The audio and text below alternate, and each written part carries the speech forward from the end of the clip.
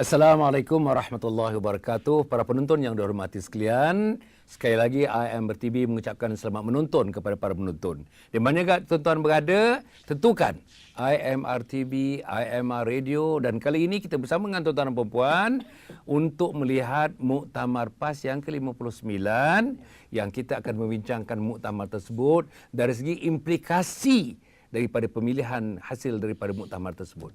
Jadi bersama dengan kita di studio di Shah Alam ini, di sebelah kanan saya teman kita iaitu Dr. Fauzi Syafi'i, tidak asing dalam PAS, pernah memegang jawatan di peringkat negeri Setiausaha Perhubungan PAS Negeri Selangor. Jawatan bukan kecil, jawatan bukan sedang, tapi separuh sedang kalau tidak besar pun di peringkat pusat. Tapi Alhamdulillah beliau telah menceburkan diri begitu lama dalam PAS dan mungkin antara orang yang boleh bercakap tentang hal-hal mengenai PAS. Kemudian kita ada di sebelah kiri saya Al-Fadhil Profesor Datuk Dr.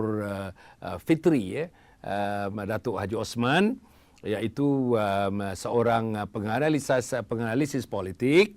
Pada masa yang sama, beliau tidak asing lagi dalam PAS sebab ayahanda beliau ialah Datuk Osman merupakan pengasas kepada penubuhan PAS itu, dan beliau juga pernah menjadi timbalan menteri dan juga menjadi ketua penerangan UMNO.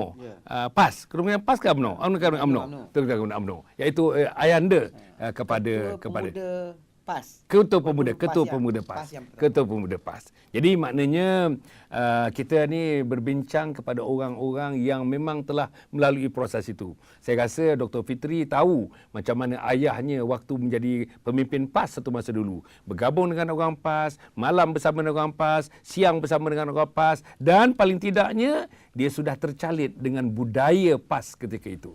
Jadi tuan-tuan dan puan, saya nak pergi kepada Dr. Fauzi dahulu. Doktor, okey, 22, 23, 24 November ini muktamar. Muktamar kali ini adalah muktamar pemilihan.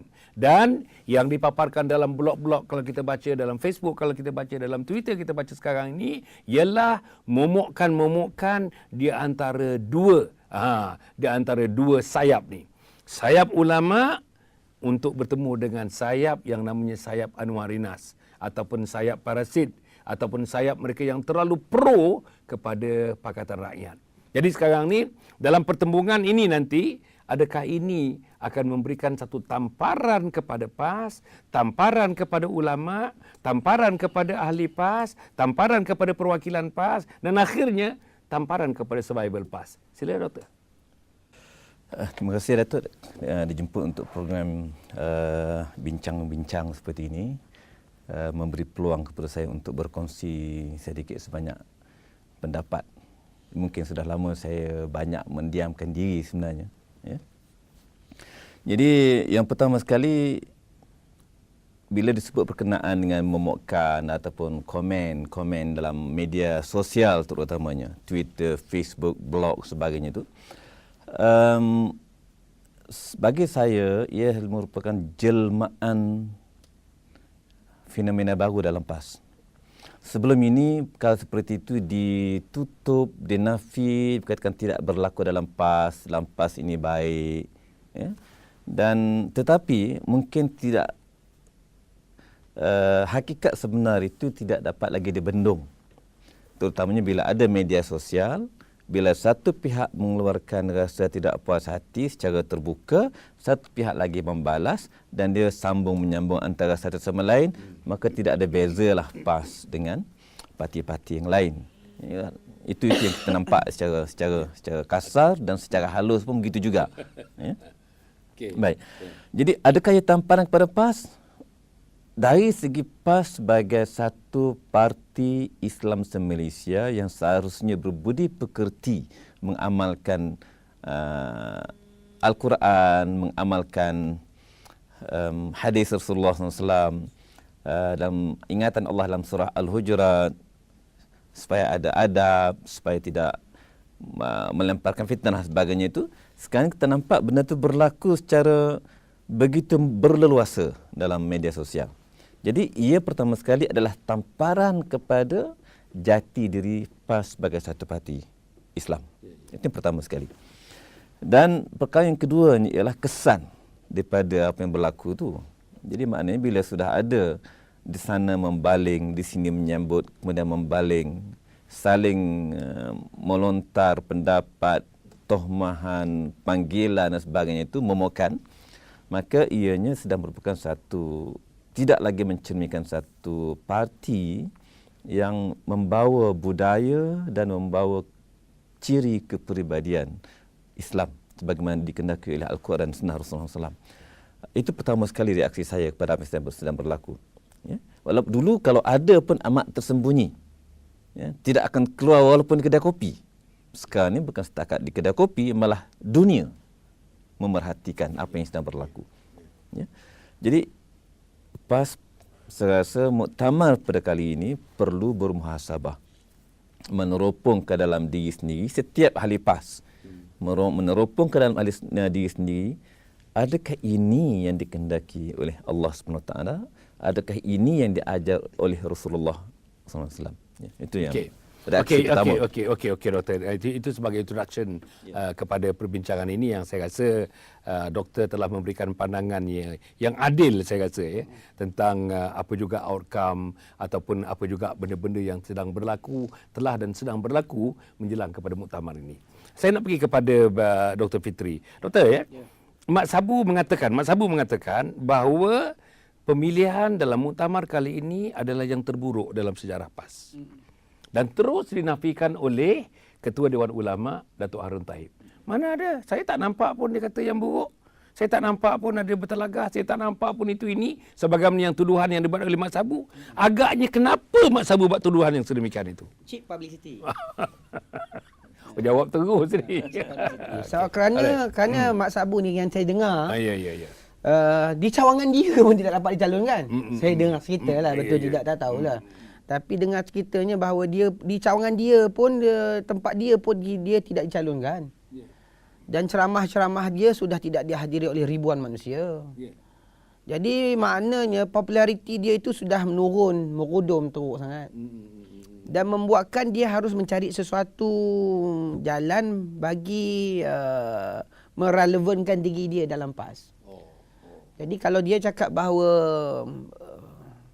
muktamar PAS yang akan diadakan ini, ada pemilihan ini adalah yang terburuk dalam sejarah PAS, maka dia telah meletakkan satu tanda tanya kepada ramai orang, wartawan, dan dia akan ditanya apakah maksud yang dinamakan terburuk tersebut, mengapa yang dikatakan terburuk tersebut, di sudut mana dikatakan terburuk tersebut, maka dia akan menjadi terus relevan kepada kancah politik PAS.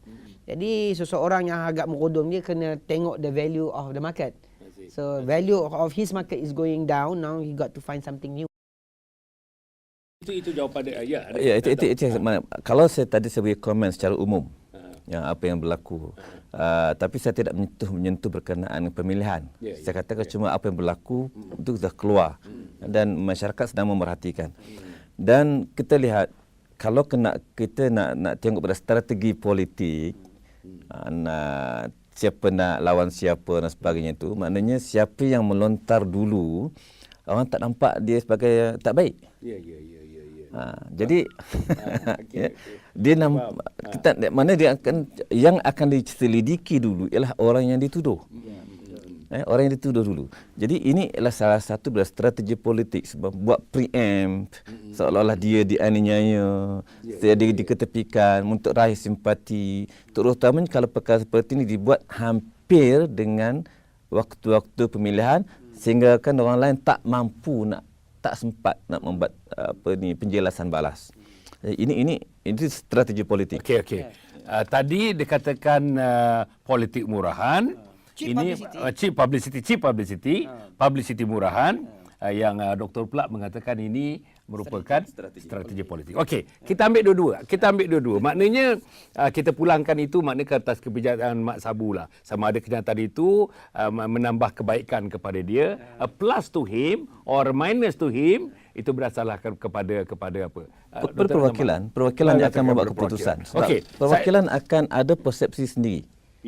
Dan persepsi itu bergantung kepada siapa yang mengurus persepsi tersebut.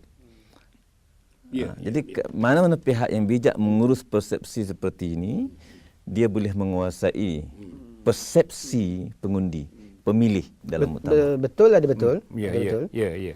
Ada betul Dr. cakap ni. Tapi dalam keadaan sekarang PAS ni, gelombang ulama ni, gelombang hijau ulama ni begitu kuat sekali memukul setiap pelosok bahagian atau cawangan PAS.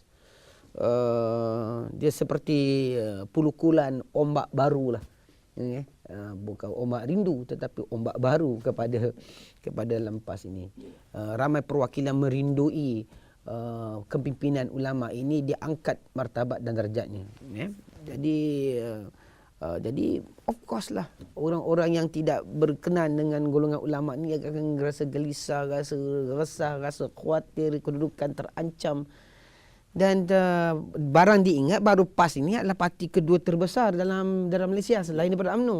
Jadi segala fokus teropong mata tu ke siapa yang bakal menerajui PAS. Siapa yang bakal boleh mempengaruhi presiden kerana presiden menang tanpa bertanding. Siapa yang ni, siapa yang itu yang akan membuat percaturan antara PAS dengan Pakatan Rakyat.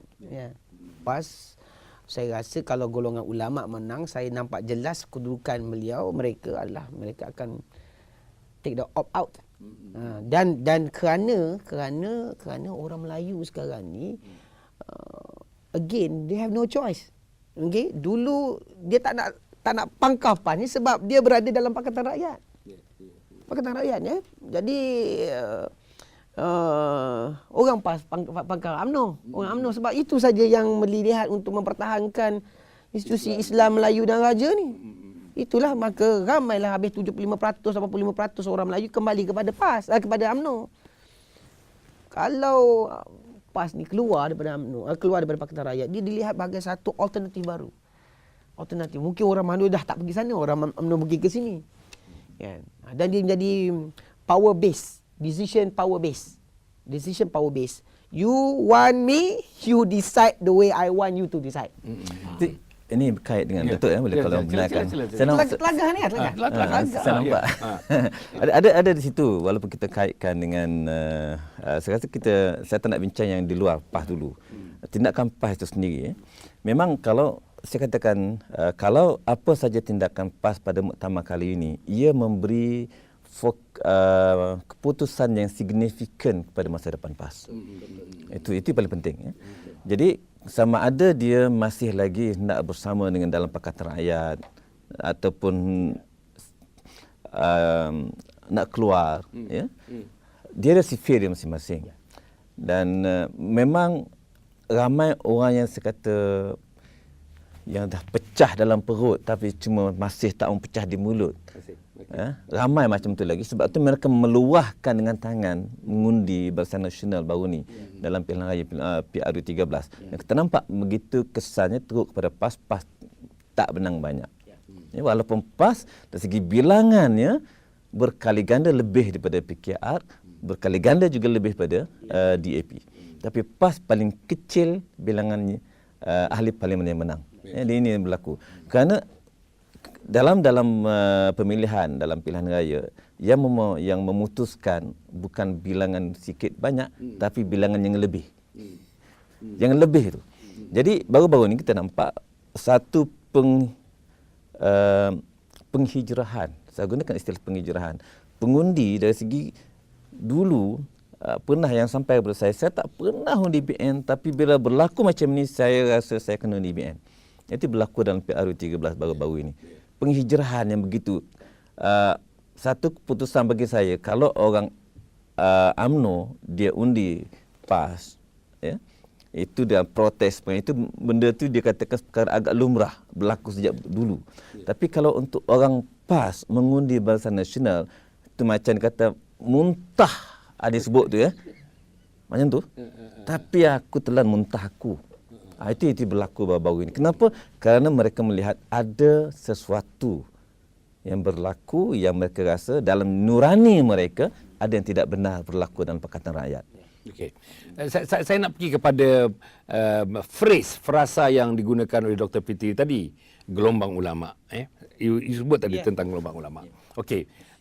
Kali ini, selepas muktamar ini, dalam muktamar dan selepas muktamar ini, kita dapati orang yang di atas sekali, Mursyidul Am, Datuk Ni Aziz Nikmat, dengan kesihatan yang tidak mengizinkan dan umur yang agak lanjut, maka nampaknya beliau pun sudah menarik diri daripada jawatan-jawatan penting. Menteri Besar, Ketua Perhubungan, Pengurusi Perhubungan Negeri dan sebagainya. Hanya tinggal menjadi adun saja. Dan Mursyidul Am pun barangkali mungkin diserahkan kepada siapa-siapa, mungkin timbalan Mursyidul Am, Profesor Datuk Harudin dan sebagainya. Okey, dan dikatakan ramai yang mengatakan dan tertulis juga dalam tulisan-tulisan, dalam blog, dalam social media yang mempertahankan betul-betul selain daripada golongan Anwarinas ini, ni Aziz yang mempertahankan PAS mesti berada dengan pakatan, PAS berada dengan pakatan, PAS berada dengan pakatan. Tapi oleh kerana penghormatan kepada Nik Aziz sedemikian rupa, maka tak banyak yang menyanggah Nik Aziz itu. Walaupun di peringkat ulama, di peringkat profesional sebagainya, di peringkat akar umbi misalnya, mahukan PAS bersendirian. Itu sebablah keputusan yang dibuat dalam mutaqa ulama bahawa PAS kena melihat balik tentang hubungannya dalam Pakatan Rakyat. Saya nak sebut, kalau senarionya begitu dalam konteks pemilihan yang akan datang ini, macam mana kedudukannya? Dengan Nik Aziz sudah tidak ada, dengan Harudin yang terkenal. Harudin nampak bayangan-bayangan dikatakan Harudin tu boleh dikatakan mudah untuk memikirkan sesuatu yang di luar daripada kotak pemikiran yang ada sekarang ini. Dan begitu juga yang jelasnya Ketua Dewan Ulama Datuk Harun Taib dan sebagainya. Adakah ini akan merupakan nanti PAS akan melalui satu persempangan dan terus akan mengambil satu jalan yang baik untuk PAS, baik untuk orang PAS, baik untuk perjuangan PAS? Macam mana, Doktor? Okey, kalau oleh kerana Datuk Nik Aziz ni dah agak dia punya kesihatan tak bagus. Jadi saya rasa influence dia juga agak berkurangan sekarang. Dirasai oleh ramai orang bahawa pengaruhnya agak kurang. Tapi walaupun dia disuruh bahawa harus bersama dengan Pakatan Rakyat, harus bersama dengan rakyat, tidak ada orang yang membidas secara terang-terangan kepada kenyataan yang dibuat oleh Datuk Seri Nik Aziz. Ini oleh kerana mungkin menghormati beliau yang telah tua. Jadi biarlah you dengan kenyataan you. Jadi kami akan membuat keputusan sendiri. Jadi perkara ni yang bila gelombang ulama ni berlaku, Harudin ni bagi saya rasa Profesor Datuk Dr. Harudin ni dia akan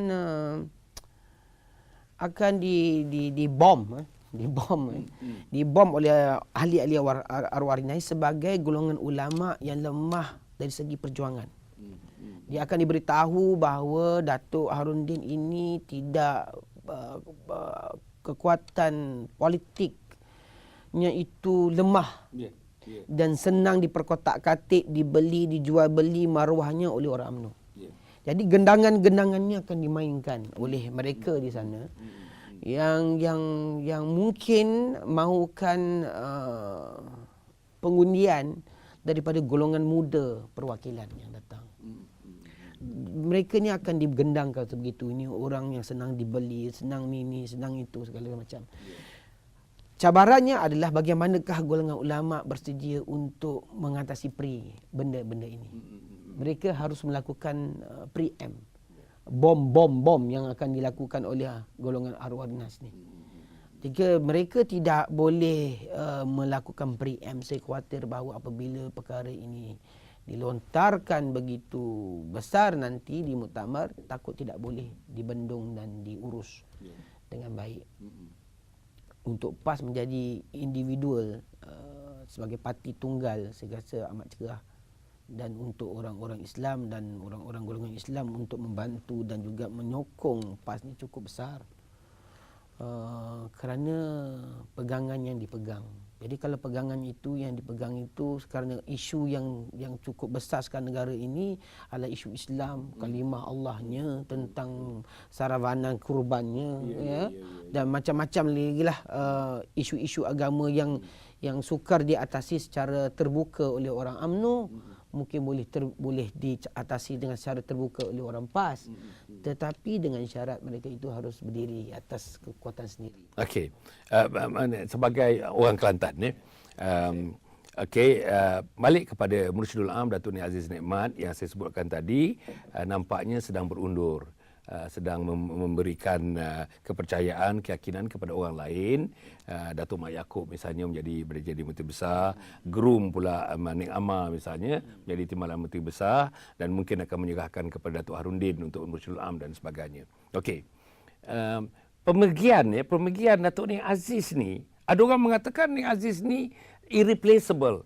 Sukar nak diambil dia punya galang ganti dan sukar dalam PAS. Pasal Ni Aziz ni institution. PAS is Ni Aziz is PAS. Itu dia punya konotasi dia. Macam mana sebagai orang Kelantan yang faham tentang politik di Kelantan dan faham politik Semenanjung ini, apa tentang persepsi doktor sendiri tentang perkara ini? Saya kena pohon maaf dulu sebelum sebab kenyataan. Sebabnya bila Datuk katakan ialah persepsi, it is basically a make-believe situation. Bila saya kata make-believe situation, maknanya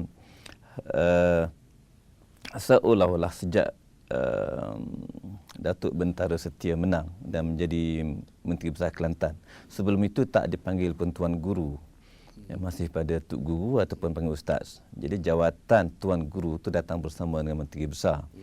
Masa itulah yang dipanggil Datuk Tuan Guru. Jadi persepsi terus mendadak menunjukkan perbezaan, dan sebagai Tuan Guru yang ada dan macam-macam lah masa itu sampaikan kalau tak banjir di Kelantan, banjir tempat lain pun tempat lain kena macam-macam. Ya. Itu yang telah dibina di kalangan masyarakat. Dan saya kenal sendiri beliau ni sejak saya masih kecil, dan keluarga saya pun kita sering berinteraksi. Saya rasa memang apa yang sebenarnya berlaku ialah beliau diletakkan pada satu situasi untuk dipercayai, dan ianya dibina, groom dalam PAS supaya bukan saja orang PAS, malah orang di luar PAS, termasuk orang UMNO, termasuk bukan orang Islam, percaya tentang apa yang dikata oleh Datuk Bentara Setia Ni Aziz ini betul.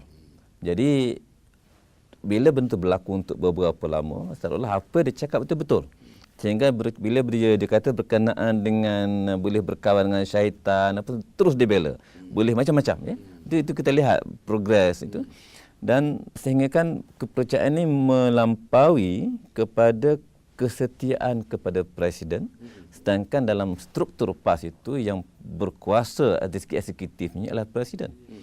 Dan Mursyidul Am tidak lebih daripada pengurusi mesyuarat Majlis Syura Ulama, dan dia tidak boleh membuat keputusan secara peribadi.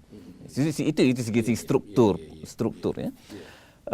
Dan bila sudah terbina persepsi sebegitu, maka seolah-olah apa dia cakap itu semuanya kena pakailah.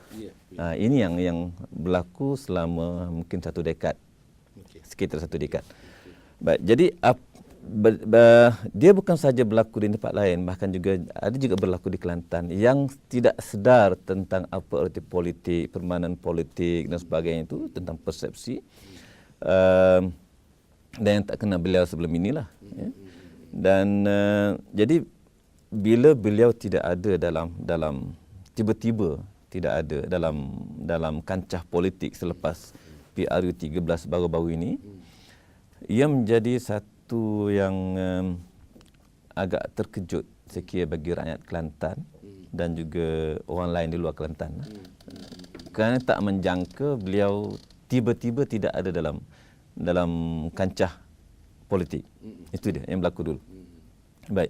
Jadi kesan ketiadaan beliau ini yang mengatakan bahawa tidak ada orang yang boleh ganti sebab dia telah dibina sebegitu rupa. Dan dia memakan masa untuk membina. Dan kerana saya katakan saya kenal beliau sejak beliau bersama dengan arwah Datuk Tan Sri Asri, ya, Haji Muda, dan beberapa orang lain lagi yang bersama dengan beliau zaman itu, termasuk ibu mertua saya dan ayah saya sendiri pun rapat dengan beliau juga masa itu. Dan kita yang lama dalam perjuangan dulu dapat tidak nampak kelebihan seperti itu.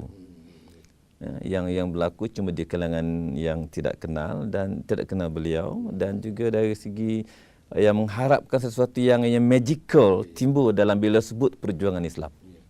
Itu dia. Jadi bila beliau tak ada tu, itu nampak macam irreplaceable. It takes time to develop the perception to that extent.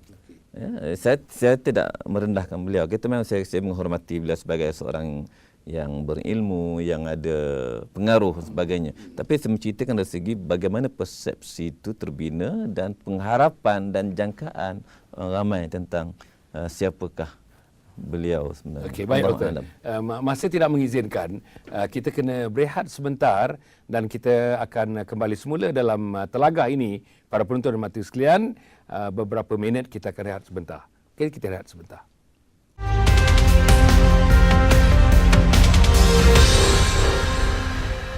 Akademi Keluarga Bahagia Malaysia.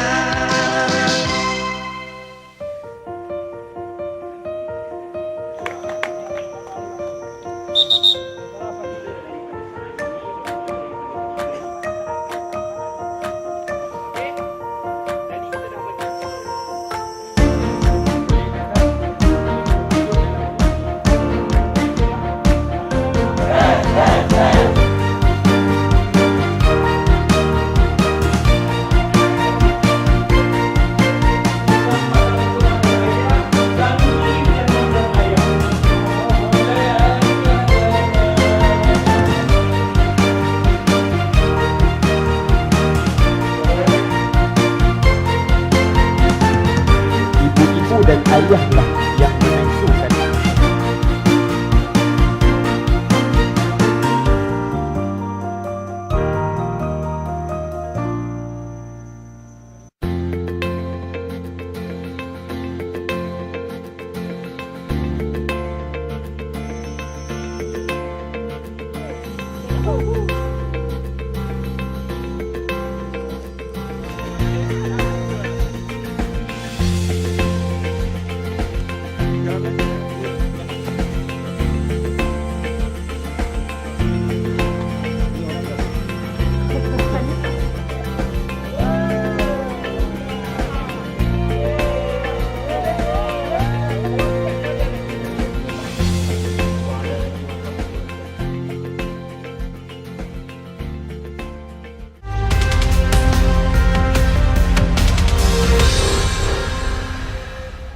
Para penonton yang mati sekalian, bertemu lagi dalam Telaga. Kita membincangkan tentang Muktamar PAS dan kali ini kita membincangkan tentang survival ulama dan survival golongan Anwarinas di dalam PAS pasca pemilihan yang akan datang ini.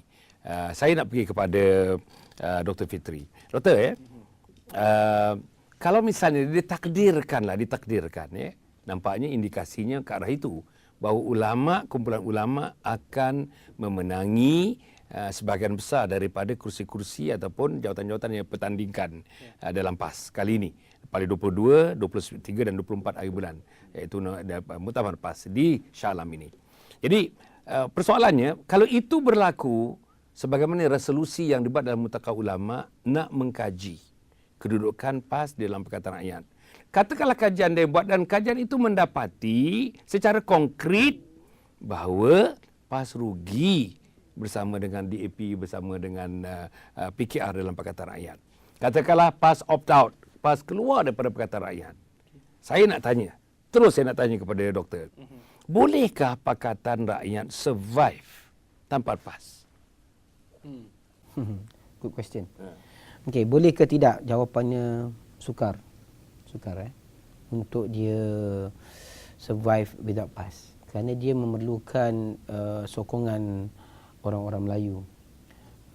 Tetapi seperti parti-parti yang lain, seperti UMNO, apabila ada berlaku pergolakan yang cukup besar dalam sebuah parti, maka akan ada serpihan-serpihan ni.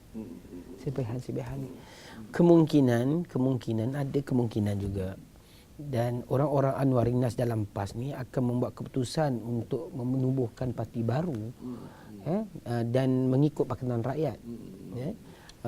Sebilangan besarnya dan pemimpin-pemimpin muda-muda yang Anwarinas, yang mengikuti Anwarinas ini, ideologi Anwarinas ini, dia akan keluar dan menubuhkan parti baru, dan parti baru inilah akan yang bergerak menggantikan PAS dalam Pakatan Rakyat. Kemungkinan berlaku, itu saya punya pandangan ya.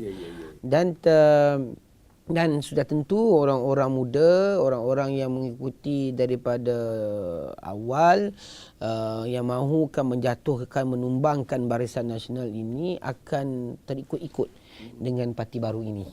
Parti baru, lambang baru, orang baru, pemikiran baru, dan approach-nya baru, metodologinya baru. Jadi selalunya orang-orang muda akan terikut-ikut, mahasiswa akan terikut-ikut kepada mereka ini. Maka tinggallah parti PAS ini. Namun demikian, parti PAS ini dia golongan ulama ini mempunyai pengikut yang cukup ramai. Orang-orang yang mengikuti Profesor Datuk Dr. Harudin ramai. Dan juga Harun Taibnya, Tuan Haji Mannya, ramai orang-orang yang mengikuti mereka ini. Dan bagi saya dia tidak begitu signifikan tamparan itu kepada PAS. Tak begitu signifikan. Orang-orang yang mempercayai perjuangan PAS atas landasan Islam ni akan sentiasa bersama dalam PAS. Dan akan mengenepikan, akan menolak. Sebab perpecahan dalam PAS ni banyak kali berlaku. Dengan Hamimnya. Dan tidak mendapat sambutan. Jadi begitu dengan UMNO, dengan Semangat 46-nya juga tidak dapat sambutan. Jadi parti induk ini akan survive. Apabila parti induk akan survive dan menjadi power base, political power base for the nations, dan dia boleh membuat keputusan ke mana saja dia nak pergi. Kalau sebanyak 20 kerusi ini pergi, katakanlah 20 kerusi ini hilang 5 kerusi ke sana. Membuat parti baru, hilang belah sana. Jadi 15 kerusi yang ada ni masih lagi memberi kekuatan untuk menyokong apa juga dasar yang mempunyai persetujuan bersama di dalam PAS. Kalau tentang Islamnya, tentang Melayunya, tentang rajanya, saya yakin bahawa dia akan bersama dalam benda itu. Dia akan buat kajian, saya pasti dia akan buat kajian, dan jika dia lakukan kajian merasakan bahawa mereka terus keluar, saya rasa ada lebih elok dan molek keluar. Kerana jika mereka keluar, maka tertegaklah kepercayaan itu semula oleh rakyat kepada parti PAS. Sekarang ni ramai orang PAS sendiri, seperti Dr. Fauzi cakap, sudah tidak lagi percaya dengan parti PAS yang ada. Oleh kerana arwah-arwah ini, maka adalah yang menyokong dan memangkah Barisan Nasional. Sebenarnya tak pernah berlaku pun nak memangkah Barisan Nasional ni, seperti nak memuntah kan. Jadi muntah itu ditelan semula. Kan? Oleh kerana PAS ni sudah tidak lagi boleh dipercayai. Banyak isu-isu agama tidak dipertahankan. Banyak orang-orang dalam PAS yang memegang jawatan, orang seperti orang-orang di UMP, Shah Alam, dah lari daripada landasan perjuangan PAS asal ni, di mana telah diletakkan, dibina, dibentuk, dipasakkan oleh ayahanda saya, kan, lari daripada landasan asal. Maka orang-orang yang Melayu sebegini akan kembali, dan saya yakin bahawa PAS akan menjadi satu parti Melayu kedua yang kuat. Dan jika benarlah unjuran ini berlaku, maka kemungkinan perpaduan Islam itu berlangsung di negara ini mungkin. Okey, saya nak ambil ujung tu. Ujung tu mungkin akan berlangsung perpaduan umat Islam dengan kemungkinan bergabungnya antara dua parti terbesar umat Islam di Malaysia, iaitu PAS dan UMNO. Okey. Pada bacaan sebagai seorang ahli politik, orang yang mahir dengan politik, berkecimpung dalam politik, bacaan selepas ini kemungkinannya hanya menjelang bulan Disember, bulan Januari yang akan datang ni bacaannya. Macam mana? macam mana yang diharapkan. Saya rasa saya sudah buat survey lebih kurang, survey yang tidak yang loose survey macam itu ya. Bahawa orang masyarakat orang Melayu hampir 90% menghendaki supaya ada gabungan balik. Ada gabungan antara PAS dengan UMNO. Sebagaimana parti ini pernah satu masa dulu bergabung untuk menjalin hubungan itu, dan seterusnya gabungan inilah yang akan mempertahankan Islam Melayu, institusi raja dan berbagai-bagai peruntukan lagi dalam perlembagaan Malaysia. Apa yang akan berlaku ataupun apa yang hasratnya akan berlaku. Baik, saya nampak begini keadaannya itu ya. Malahan dalam yang Datuk sebut tadi momokkan dalam media sosial itu sudah pun mengatakan bahawa ulama ini mahu membawa kepada penggabungan dengan UMNO ataupun Barisan Nasional. Jadi sama ada itu adalah strategi kempen supaya tidak menyokong ulama, sebab golongan ulama, sebab mereka nak bawa kepada penggabungan dengan UMNO, ataupun itu semua ada dari segi perkiraan politik masing-masing ya. Cuma apa yang saya kira sebagai seorang insan secara pribadi walaupun banyak pelbagai syarat diletak dan sebagainya itu, saya lebih melihat kepada apa untungnya umat Islam secara menyeluruh ya, dalam apa-apa tindakan. Saya mengharapkan bahawa akan adalah sama ada kerjasama, penyatuan, apa nak namakan sekalipun, perlu ada seperti itu supaya paling tidak mengurangkan kerugian bila ada perlagahan dua gagasan yang besar dari segi umat Islam di Malaysia ini.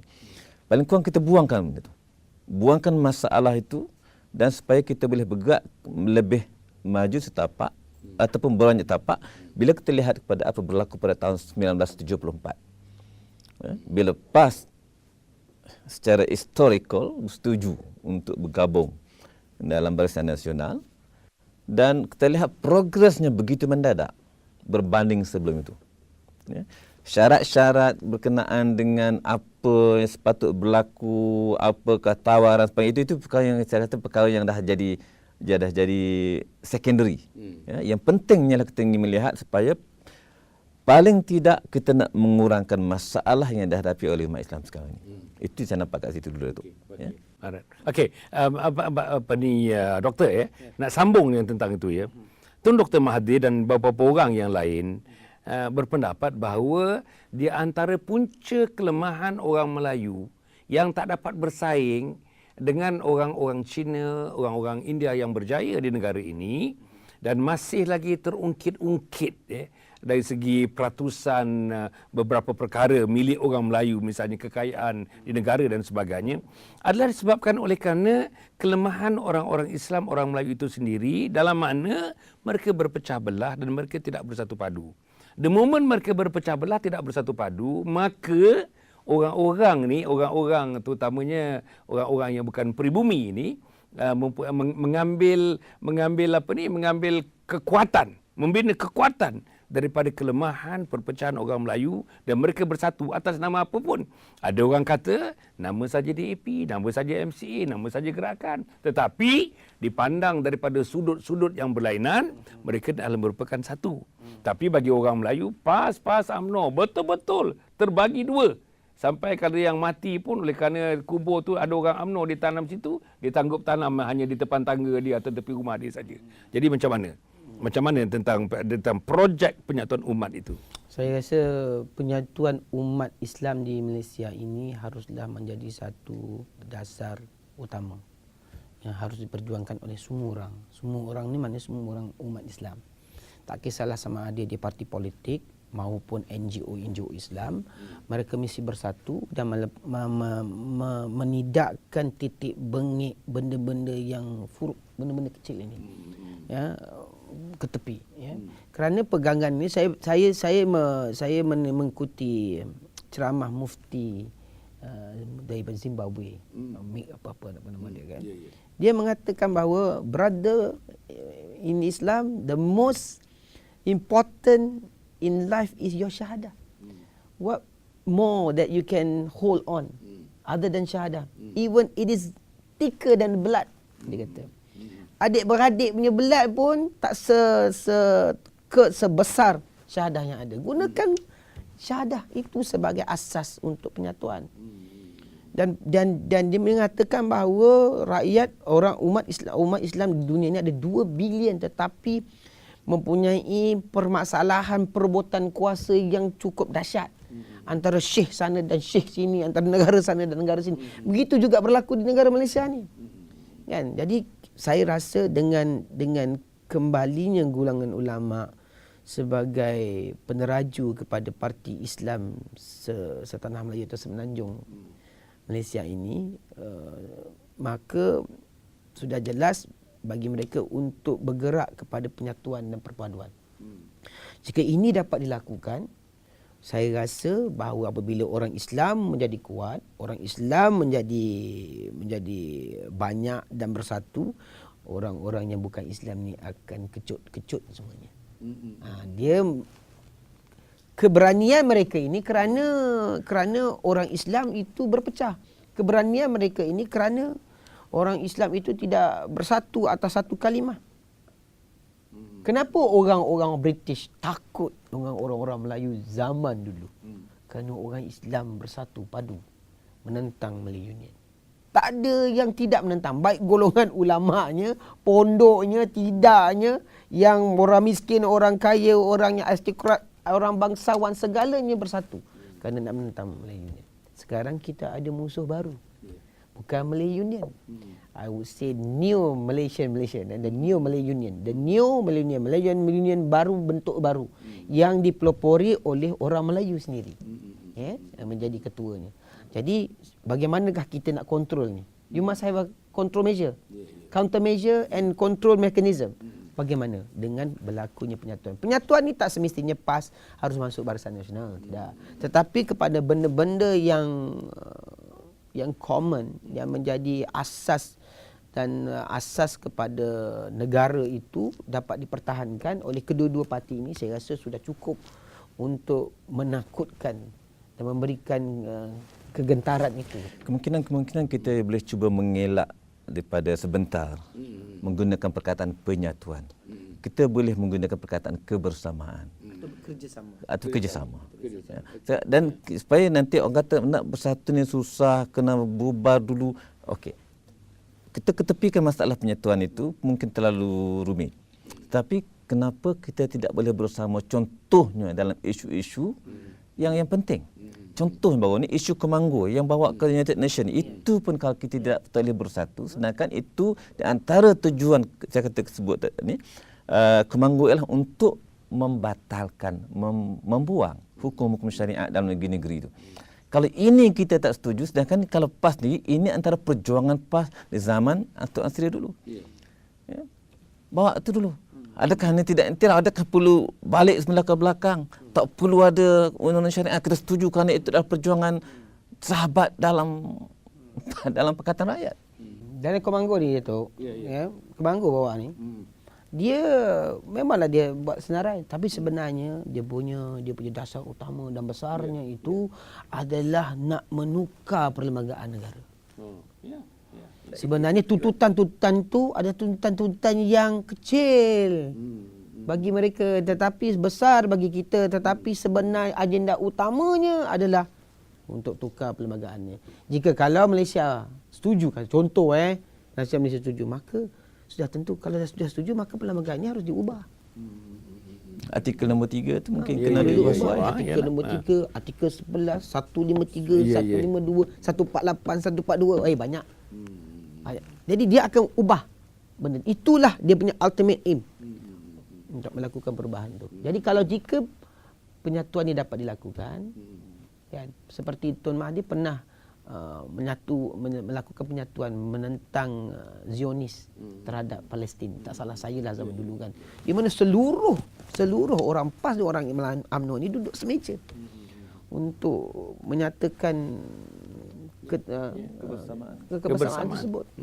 Jangan jika Saya ingat lagi tu masa tu Datuk Fadil Noh bersama Dr. Mahathir di Dewan Bahasa dan Pustaka okey. Nah saya minta maaf apa ni, kita dah masuk dalam saat-saat yang akhir ni. Saya nak kaitkan pemilihan UMNO baru-baru ni. Maknanya kalau kita lihat dari segi majlis tertingginya, Jamil Khair, Datuk Seri Jamil Khair duduk yang teratas, nombor 2. Dan kalau kita tengok pemudanya pula, Fatul Bari duduk di tempat yang pertama. Adakah ini signal bahawa dalam UMNO sudah pun digendang-gendangkan Islam dan dua orang ini nanti akan membuka ruang yang lebih luas kepada perjuangan menegakkan Islam di dalam UMNO. Adakah ini nanti juga memberikan signal untuk tadi penyatuan tak nak kerjasama tadi di antara PAS dengan UMNO itu? Seorang seminit. Macam mana? Saya nampak itu satu petanda yang saya kira dalam UMNO sendiri pun berbandingan zaman dulu-dulu dah ramai orang yang berilmu mahukan kepada Islam dan sebagainya, dan kita lihat secara jelas bila mereka perhatikan apa berlaku dalam PAS, mereka rasa ini bukan satu yang dikendaki oleh Islam juga bila mereka begitu bersungguh dengan Pakatan Rakyat. Ya. Jadi saya rasa ini boleh membuka ruang kepada kalimah yang sama untuk memulakan, berasaskan pada kalimah yang sama untuk kita mulakan sesuatu tindakan yang boleh menguntungkan umat Islam di Malaysia. Okey, sila. Saya rasa kedudukan Jamil Khair dan juga Fatul Bari itu memberikan sedikit dampak kepada Islam di dalam UMNO. Walaupun mereka ini akan sudah pasti menghadapi masalah besar seperti bagaimanakah mereka boleh mengatasi pandangan-pandangan dan ideologi liberalis UMNO di dalam UMNO itu sendiri kan. Dan ada juga pemimpin yang cukup kuat agamanya, cukup pegangan agamanya seperti Datuk Seri Dr. Zahid Hamidi walaupun dia bukan ilmuwan agama tetapi pegangan agamanya juga kuat. Ada juga ramai-ramai yang jika mereka ini boleh bergabung dalam satu wadah, saya rasa UMNO ini boleh dipercorakkan kepada lebih Islamis kejuruannya itu daripada yang sebelum-sebelumnya. Walaupun mungkin Datuk Seri Najib nampak dilihat bahawa seperti orang aristokrat, bangsawan, orang-orang agak liberal tetapi dokongan seperti Jamil Khair, Fatul Bari, orang muda dan mungkin insya-Allah ada yang timbul daripada pergerakan puteri UMNO dan pergerakan wanita UMNO yang agak kuat boleh mendukung kedudukan beliau dan berikan suntikan-suntikan baru kepada pemikiran-pemikiran Datuk Seri Najib ini supaya bergerak dan memerintah negara mengikut lunas-lunas Islam yang ada. Okey. Para penonton dan mati sekalian, dengan saya rasa gambaran positivism mengenai ada corak-corak baru di dalam UMNO dengan kemenangan Datuk Jamil Khair dan juga Fatul Bari dan juga Datuk Seri Zahid Hamidi yang pengajiannya pun asalnya adalah dalam agama dan telah pun memegang jawatan yang agak penting, jabatan Perdana Menteri dulu, Menteri Agama lah kita mengatakan, yang telah menunjukkan bakat yang begitu baik. Saya rasa ini perkara ini memudahkan lagi. InsyaAllah kita boleh memandang ke depan dengan lebih positif, memandang ke depan dengan lebih berasa lega tentang hal mengenai orang Islam, orang Melayu di bumi yang bertuah ini. Cukup setakat itu. Terima kasih kepada Dr. Fauzi dan juga terima kasih kepada Dr. Fitri yang telah datang ke studio untuk membincangkan tajuk yang kita bincangkan bersama-sama sebentar tadi. Cukup setakat itu para penonton. Terima kasih pada para penonton. Aqulu qauli hadza wa astaghfirullahal azim. Wassalamualaikum warahmatullahi wabarakatuh. Waalaikumsalam warahmatullahi wabarakatuh.